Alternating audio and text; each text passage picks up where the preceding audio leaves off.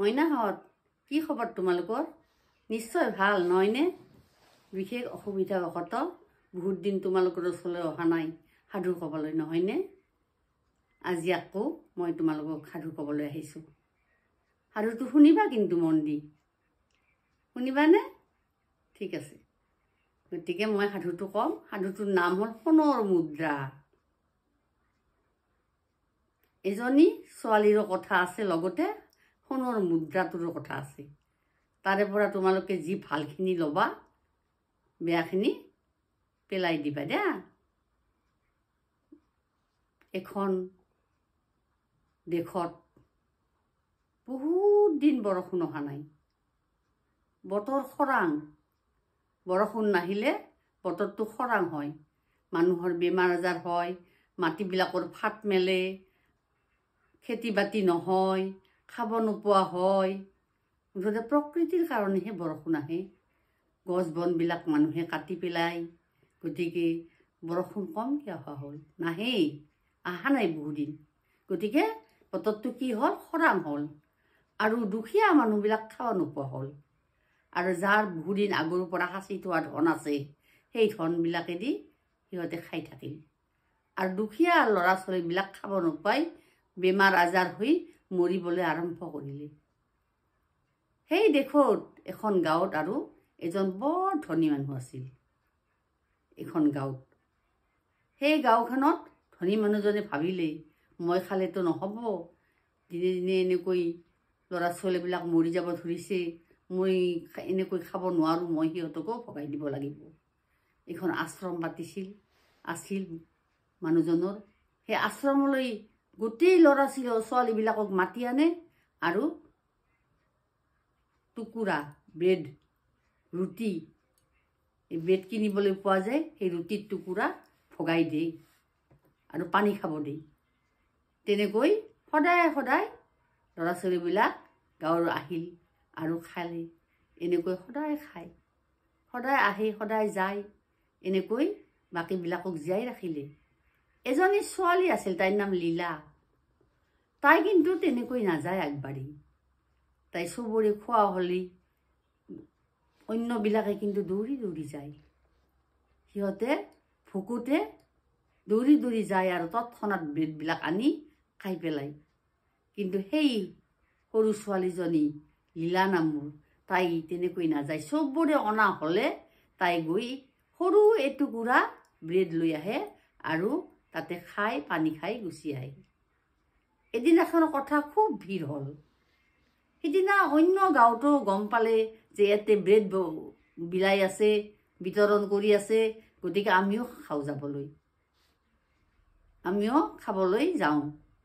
আহিল, বহুত ল'ৰা ছোৱালী হ'ল, ভিৰে ভিৰ হ'ল। লীলাও ৰৈ আছে, তাই আনিব পৰা নাই। যেতিয়া একদম লাষ্টত সন্ধ্যা লাগিল, তেতিয়া তাই ব্ৰেডৰ ওচৰলৈ গৈ পালে, টুকুৰা ব্ৰেড ল'লে।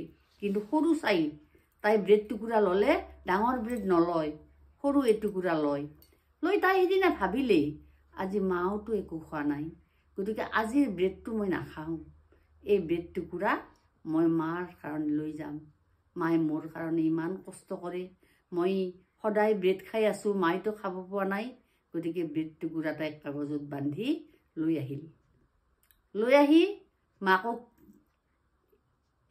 এটুকুৰা দিব খুজিলে, দিব খোজোতে ভাঙোতে এটা সোণৰ মুদ্ৰা ওলাই পৰিল ব্ৰেডৰ ভিতৰৰ পৰা। তেতিয়া মাকক দেখুৱালে, মা মা এইটো কি বস্তু মোৰ ব্ৰেডৰ পৰা ওলাল? মাকে চাই যে এইটো সোণৰ মুদ্ৰা। মাজনী, এইটো সোণৰ মুদ্ৰা, তুমি কিয় আনিলা?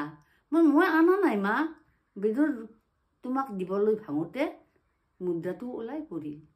নিশ্চয় সেই মালিকজনৰে মুদ্ৰা হ'ব। যোৱা মাজনী, তুমি ৰাতিপুৱাই গৈ মালিকজনক মুদ্ৰাটো দি আহিবা। ঠিক আছে মা। সেই বুলি তাই ৰাতিপুৱা গৈ মালিকৰ ঘৰ চিনি পাই তাই মুদ্ৰাটো দিলে, দি ক'লে, মোৰ ব্ৰেডৰ টুকুৰাত আপোনালোকৰ ভুলবশতঃ বোধহয় মুদ্ৰাটো সোমাই গৈছিল বনাওঁতে, সেইকাৰণে মই এইটো নিশ্চয় আপোনাৰে হ'ব, সেইকাৰণে মই এই মুদ্ৰাটো লৈ আহিলোঁ, মায়েও দিবলৈ ক'লে। তেতিয়া সেই ধনী ব্যক্তিজনে ইমান আচৰিত হ'ল যে এই সৰু ছোৱালীটোৰ এনেকুৱা ভাল কথা, এনেকুৱা আচৰণ, সেইকাৰণে বুঢ়াৰ খুব মৰম লাগিল। মৰম লাগি ক'লে, মাজনী তুমি এইটো লৈ যোৱা, তোমাক ভগৱানে দিছে, মোক নালাগে এইটো। নহয় নহয়, আপুনি ল'বই লাগিব, মোক দিয়া নাই, মোক আপুনি ব্ৰেডহে দিছিল, সোণৰ মুদ্ৰাটো দিয়া নাছিল, গতিকে মোক নালাগে। নহয় মাজনী, সেই ব্যক্তিজনে তাইক কোলাত লৈ মৰম কৰিলে আৰু 10টা সোণৰ মুদ্ৰা তেনেকুৱা তাইক টোপোলা কৰি দিলে আৰু বহুতো ফল মূল, আপেল, কমলা, বেদনা, আনাৰস আদি বহুতো ফল মূল তাইক মানুহ এজনৰ হাতত তাইক লগত লৈ যাবলৈ ক'লে। আৰু মাকক কৈ পঠালে যে ছোৱালীজনীৰ পঢ়া শুনাৰ দায়িত্ব তেওঁই ল'ব। তাৰমানে এইজনী ছোৱালী সাধাৰণ ছোৱালী নহ'ব, অসাধাৰণ ছোৱালী হ'ব।